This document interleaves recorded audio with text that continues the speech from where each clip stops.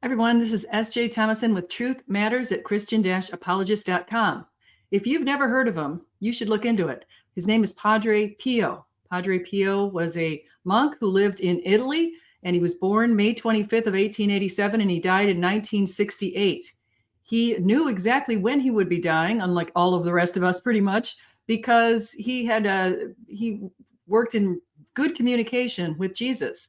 And ever since the time he was 5 years old, he had a lot of experiences with God, with Mother Mary, and more, and even with Satan. And so he was able to perform many miracles, and he was declared a saint pretty quickly after he passed away in 1968. He performed numerous miracles. He was able to tell people's sins while sitting in a confessional, even though he'd never met many people. And here's an example of that. So you can see him talking right here. So take a look at this. You'll be very surprised, very impressed. But you go to Italy to study. Yes. Now, this is the time you meet St. Padre Pio before becoming a priest. Before entering the seminary. Even before the seminary. Yeah. So can we talk about that encounter in detail? And then we have to jump to from your ordination there. But tell us the encounter you had with St. Padre Pio. Well, I was coming back from Australia to enter the seminary. So I stopped San Giovanni Rotondo by boat, and then I had to get a train from Naples to San Giovanni Rotondo.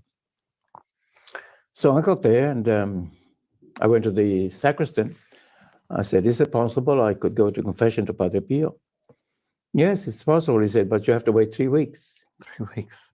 There was 717 before me. Wow. So it was on call. You had to book. And he would hear confession 16 hours a day. 16 hours a day. Let that sink in for people. 16 hours a day. It's 24 hours in a day. Yeah. 16 of those he's in the confessional. 4 hours the mass. When does he sleep? 20. So 16 plus 4 is 20. Then after the 20 hours, he would go into chapel and he would complain with the Lord and say, Lord, why do you give me such little time to pray? He would say, apart from his ministry, he would say the whole mysteries of rosary. Then we had 3. Yes. Then Pope John added another one. Yes. So he would pray those 20 times a day.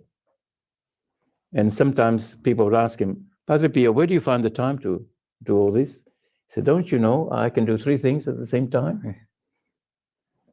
So going back to confession, wow, I waited for about 3 hours on the queue.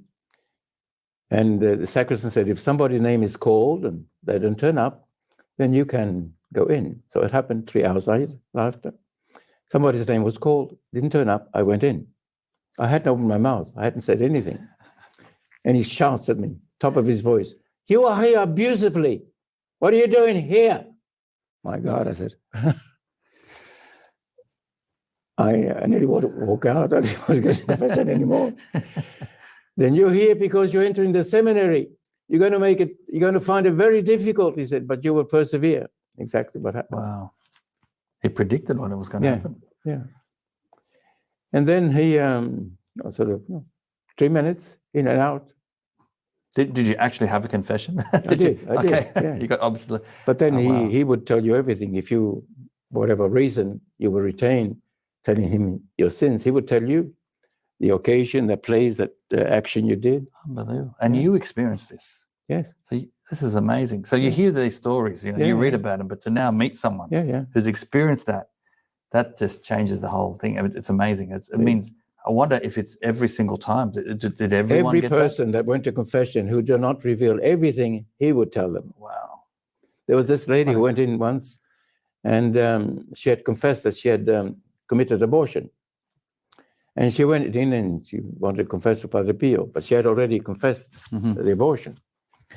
And as soon as she walked in, she said, had you not aborted your child, he would have become a pope. Wow. Wow. And when John Paul II visited him as a seminarian, he told him, he said, one day you're going to become a pope.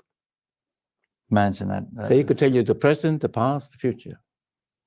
Did you have a love for him? Did you appreciate St. Padre Pio at the time beforehand, before meeting him? Yeah. And did that encounter change things in any way? Like, did that sort of make you, take notice even more of him? Or I think it was at the beginning. It was mainly for curiosity. Yeah. I just wanted to see this man who had the wounds of Jesus. Yeah. His reputation was already. We knew him. I mean, he was in our world across Italy.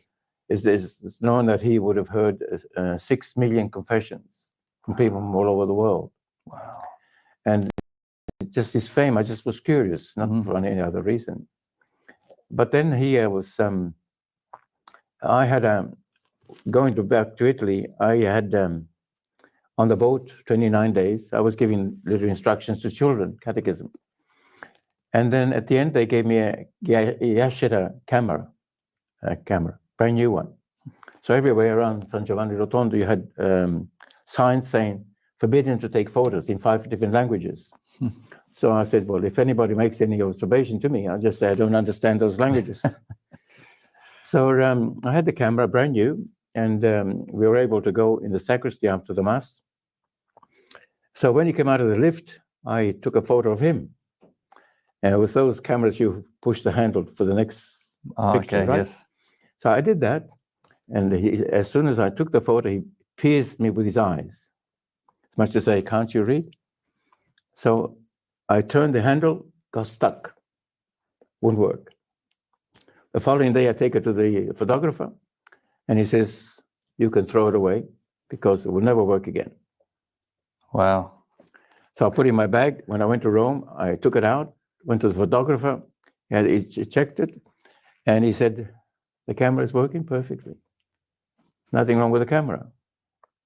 I developed the photos, the film, all the photos I took around the church, outside, inside, whatever. The ones I've took at him didn't come out. My, look at that. Not meant to be. It just wasn't a showman. So that was one interesting video, but I have a little bit more for you. I've got a little prize for you, a little nugget that you might be interested in. So stay tuned. This is a quick story from Father John Holliwell. So here you go. I just wanted to make a video really quickly to let everybody know that I actually was healed from my brain tumor in Lourdes. And just a brief story about, I found out that I had a brain tumor up at the Mayo Clinic on February 11th, the Feast of Our Lady of Lourdes. And then that night, I actually got to have Mass in the chapel of Our Lady of Lourdes. So just a background story on the Mayo Clinic. It started with some Franciscan sisters, and the abbess at the time had this vision of a hospital, and Jesus told her to go into town and find Dr. Mayo. And so she did, and that's how the Mayo Clinic started. And it was actually the nuns were the early nurses of the hospital.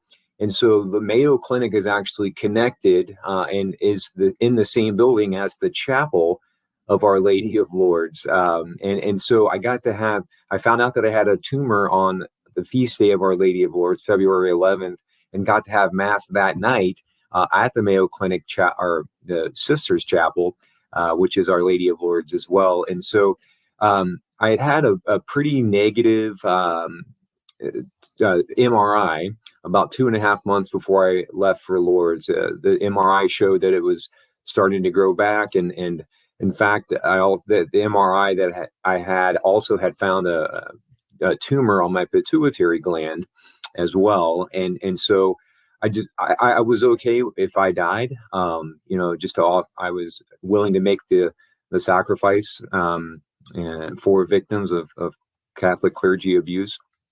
But I thought, well, if I go to Lourdes and I'm healed there, then that might, have an impact on some of my fallen away family and friends from the Catholic Church. And so I went there and I was healed, and yeah, so it just, thanks be to God. And yeah, I'm just very excited. I was happy either way.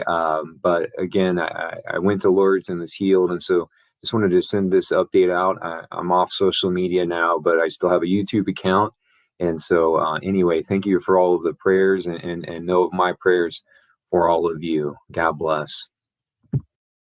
God bless. Beautiful story. So thank you for coming in today. I hope if you like this kind of video, you'll subscribe, share it with your friends, like, comment. I'll see you soon. And just remember, whether you eat, drink, or whatever you do, do it all for God's glory. Thank you.